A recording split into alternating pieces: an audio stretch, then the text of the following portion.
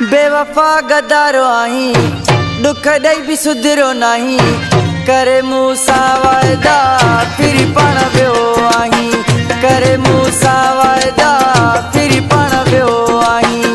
बेवफा गदारो आहीं, दुख ॾेई बि सुधरो नहीं, करे मूंसां वाइदा फिर पाण वियो आहीं, करे मूंसां वाइदा फिर पाण वियो आहीं। बेवफा गदारो आहीं, दुख ॾेई बि सुधरो नहीं, बेवफा गदारो आहीं, दुख ॾेई बि सुधरो नहीं, करे मूंसां वाइदा फिर पाण वियो आहीं, करे मूंसां वाइदा फिर पाण वियो आहीं।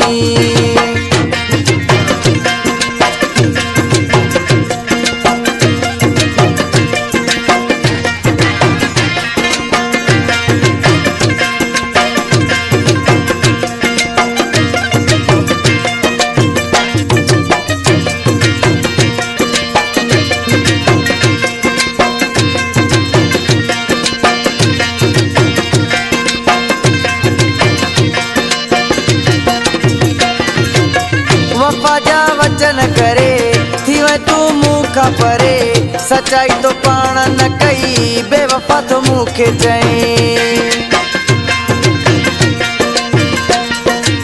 वफा जा वचन करे थी वई तू मूंखां परे, सच्चाई तो पाण न कई बेवफा तो मूंखे चई। बेवफा गदारो आहीं, दुख ॾेई बि सुधरो नहीं, बेवफा गदारो आहीं, दुख ॾेई बि सुधरो नहीं, करे मूंसां वाइदा फिर पाण वियो आहीं, करे मूंसां वाइदा फिर पाण वियो आहीं।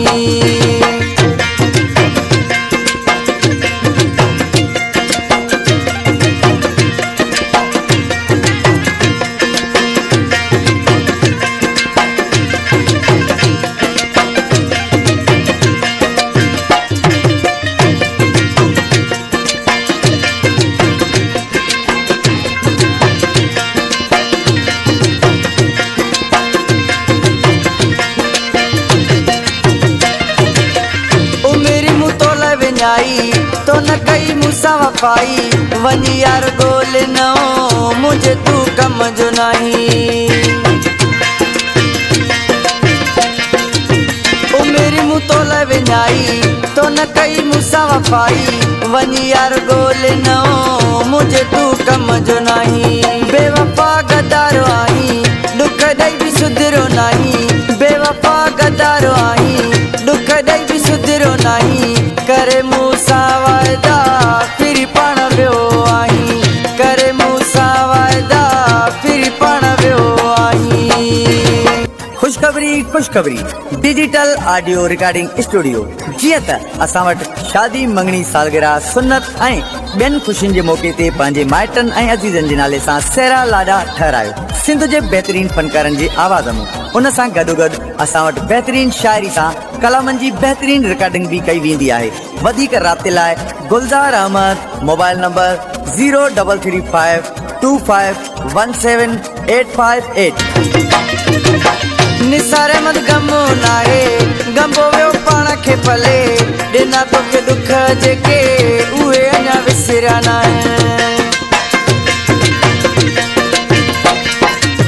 निसार अहमद गमो नाहे, गंबो वियो पाण खे पले, ॾिना तोखे दुख जेके उहे अञा विसरिया न आहिनि। बेवफा गदारो आहीं, दुख ॾेई बि सुधरो नहीं, बेवफा गदारो आहीं, दुख ॾेई बि सुधरो नहीं, करे मूं